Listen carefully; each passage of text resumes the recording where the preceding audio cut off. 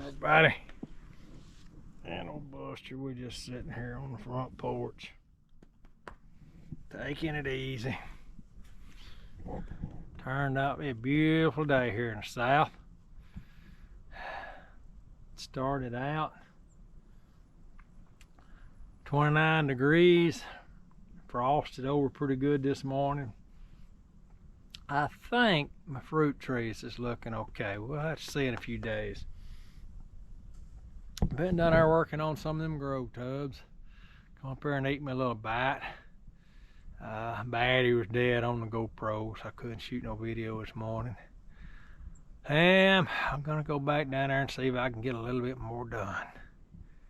But I walked out there on the porch and sat down and put my shoes on. Buster come over here and sat down beside me. I just figured I'd rub on him just a minute. He my buddy. Alright, let's get with it. Gotta catch up with you in a little bit. Well, hello everybody.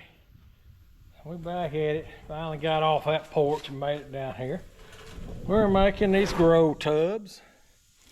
Got me a little 3/4 inch drain and just a little something to hold it in. Every one of them I've done a little bit different, but this is how I've done this bunch. Cut the tubs in half. Kind of clean this edge up a little bit.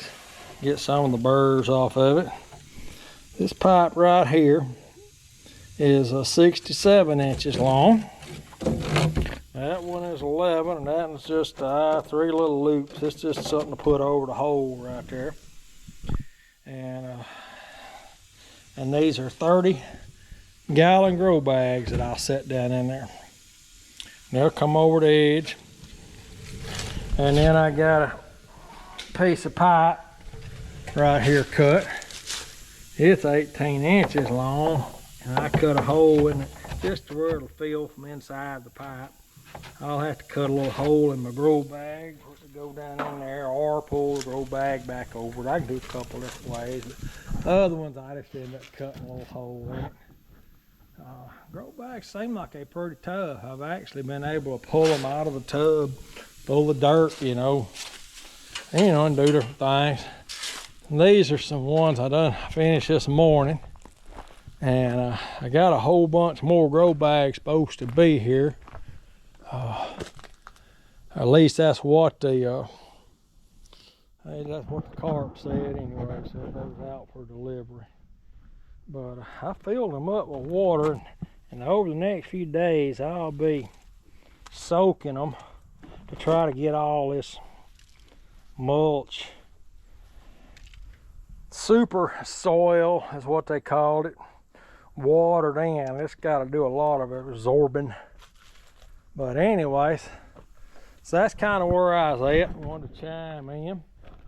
There's my roll of pipe I got. Instead of having holes in it like the other pipe had, this just got little slits in it, which it's just something to take up space is all it does. It gives you if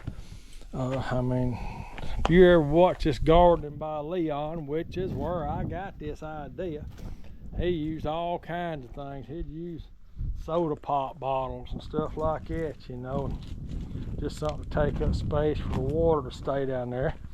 And then the grow bag or filtration fabric, as I used last year, worked great. Wasn't nothing wrong with it. There it is in the garbage right now, because I'm going to the grow bags. You say, well, why are you going to the grow bags? They're fairly cheap. You can go on eBay, find them VOR, thanks what they were. Where's the bag? It still came in. That's not it. I don't see it right here. I don't think there's a name right here. Boy, I got that wrong, didn't I? That's a Vivo Sun. That's the name of it. And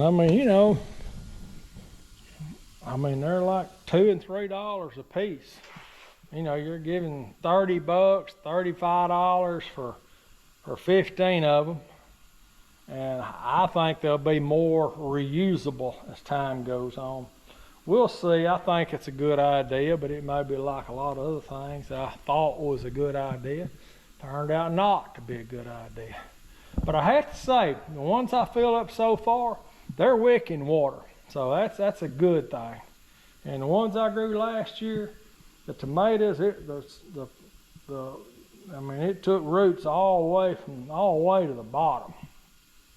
So I'm planning on doing my tomatoes, my peppers. I'm gonna try some squash in some of them. I'm gonna do my cucumbers, and I'm not gonna do the cucumbers out there in the ground this year, but I'm gonna try some squash. I may even, if I get enough of them, I'll even try some okra. I'm gonna see what all I can grow and how many I got. I look out there and I see 8 tubs right now that need filled up. I got these 4 and them 4, that's 16. I got about that many. Maybe another, I do know I got another 8 that's full of onions right now. So I got quite a few of them. And I got 4 more barrels I can cut in half. That'd make 8 more. And I got 1 more smaller barrel I can cut in half. The smaller barrels are kind of neat because I can put 6 of them on a pallet. I can only get 4 on these.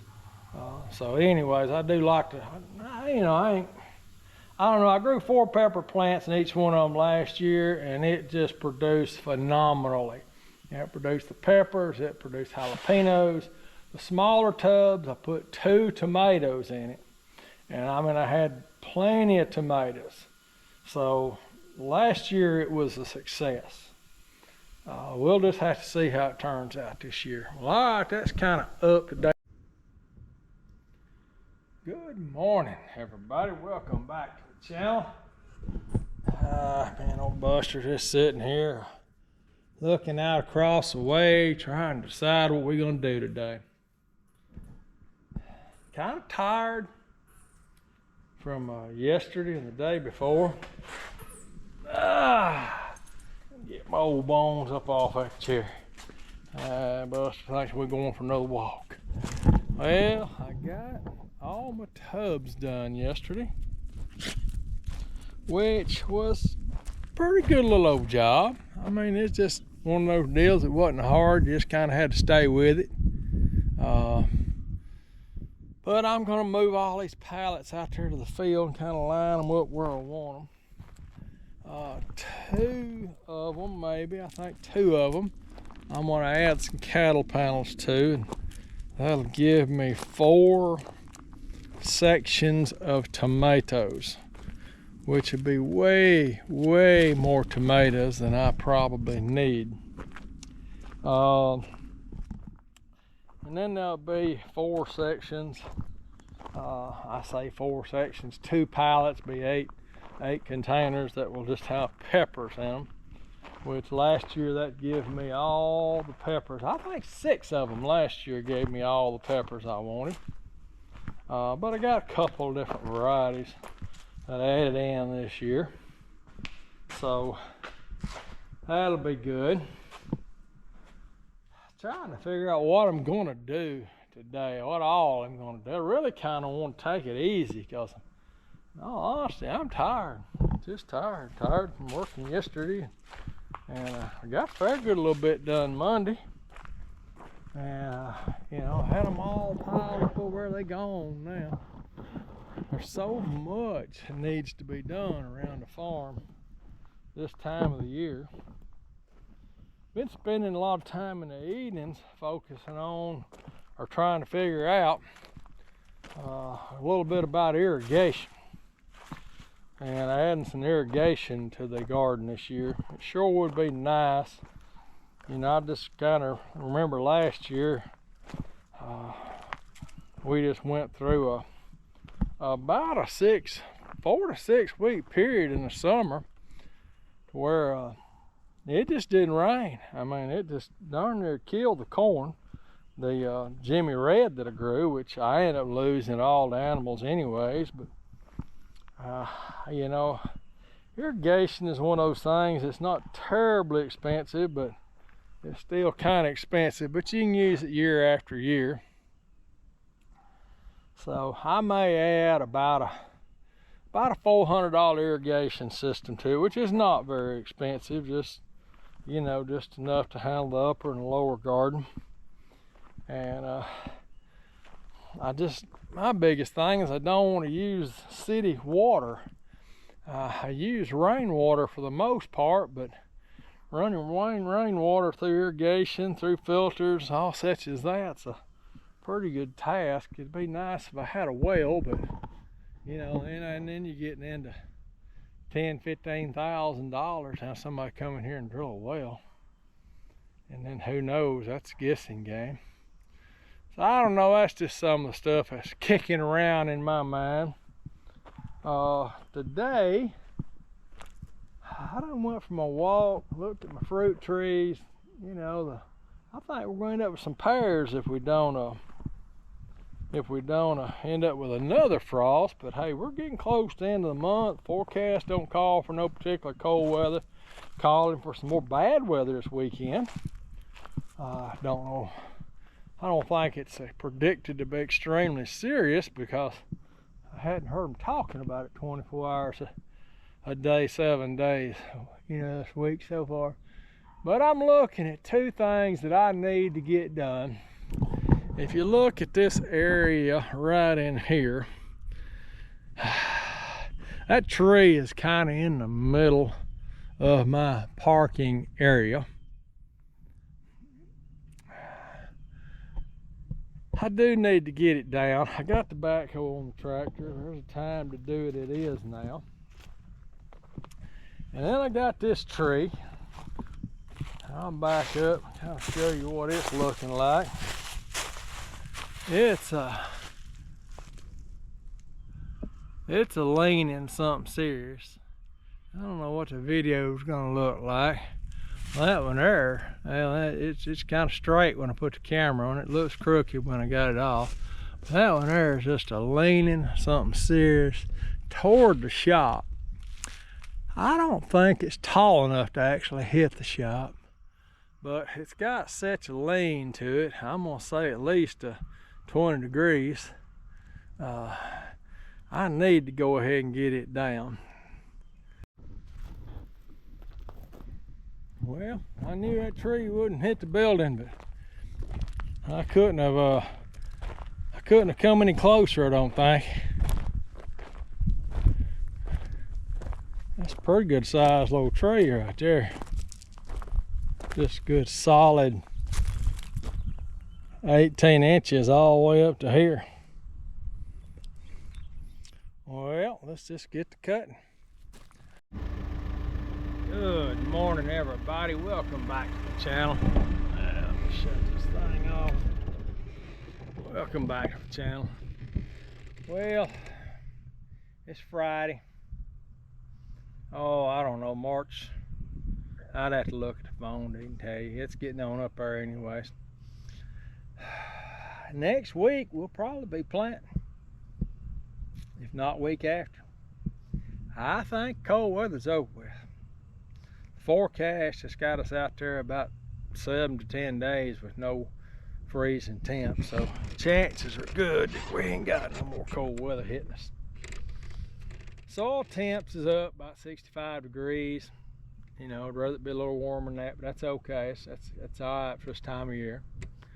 What have I been doing? What I'm going to do? Well, I've been working on this lower garden.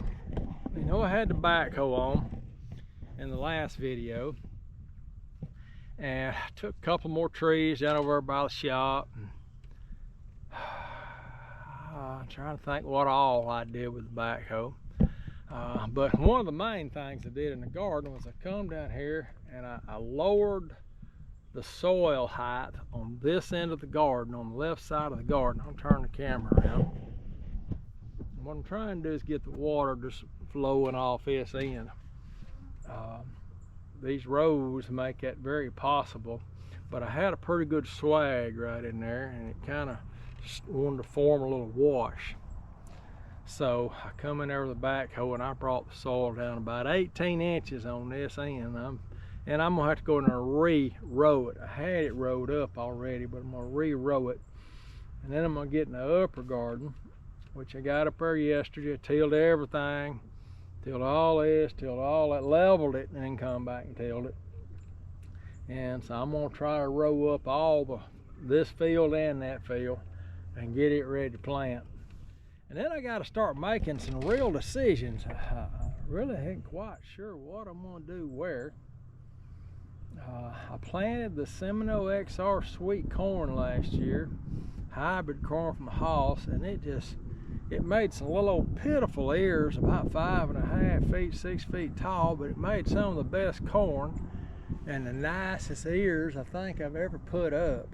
I mean, they are all, 7, 8 inches long, good clean, I mean, all the way to the tip, hardly any disease issues. It just worked out great.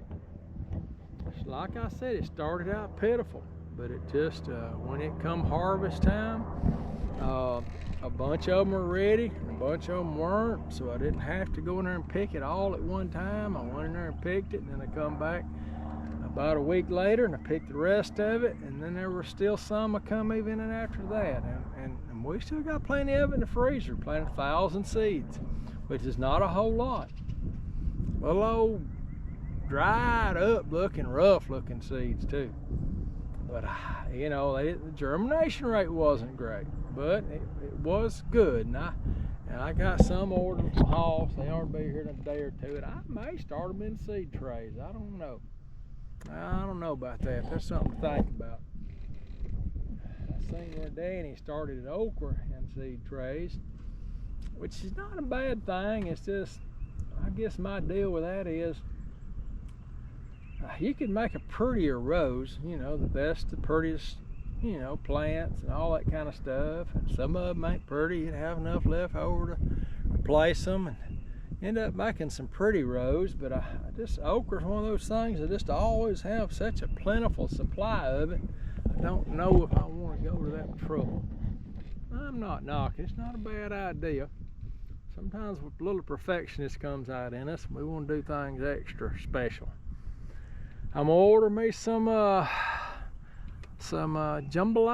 not jambalaya, no, ain't jamboree either. Maybe jamboree. But anyways, this watermelons from Hoss, and I'm gonna try to plant some watermelons in my containers. I'm gonna take about 12 of those things, put about 16, put about 3 in each of them, that'd be 36 plants, and I'll try this. I'm gonna lay the cattle panel on top of it, let the vines come out and run on top of the cattle panels, and then when a watermelon forms, put something under it, a board or something, to kind of hold the watermelon. I don't know, it's just something I want to play with. Well, let me get busy making some rows, and let's see how this works out, and I'll set the camera up a little bit, let you, once I kind of get it working like I want, I'll let you show you how well it works out. Let me get busy. All right, we having fun or what? Well, I've been fooling around with this lower garden for a while, trying to get the cover where it makes rows like I want. And I have got to a point where I'm okay with it. That's kind of what I've made. Now the hills seem like they're kind of high, but this dirt is, it's been tilled and plowed and everything. When it gets through, a good rain comes through, it's probably 6-inch hills. They'll probably be 3-inch hills after the rain comes through. But it done a pretty good job. I got a little zigzaggy in a couple of places, but that's because I'm watching the healers and everything that's right in front of me instead of looking way off out there and finding me a spot and aiming for it. And it hasn't been a quick deal. I moved my board from the back to the front. Ended up lowering my healers pretty good bit.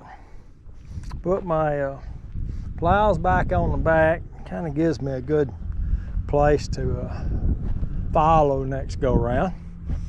I've done this upper hill. It done real good.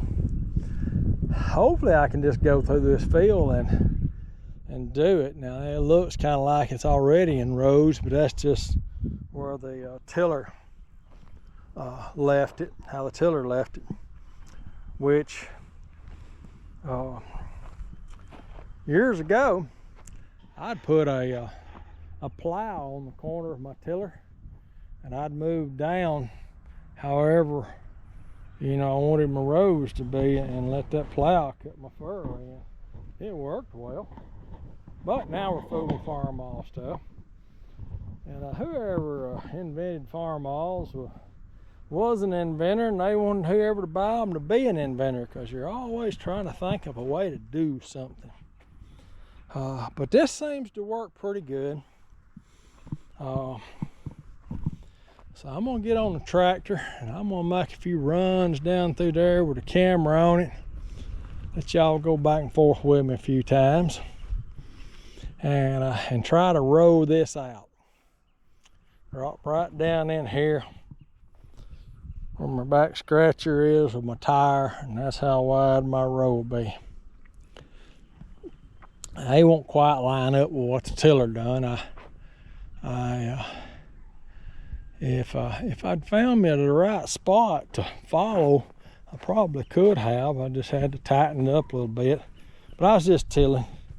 So all right, let's get on this tractor and see what's gonna happen.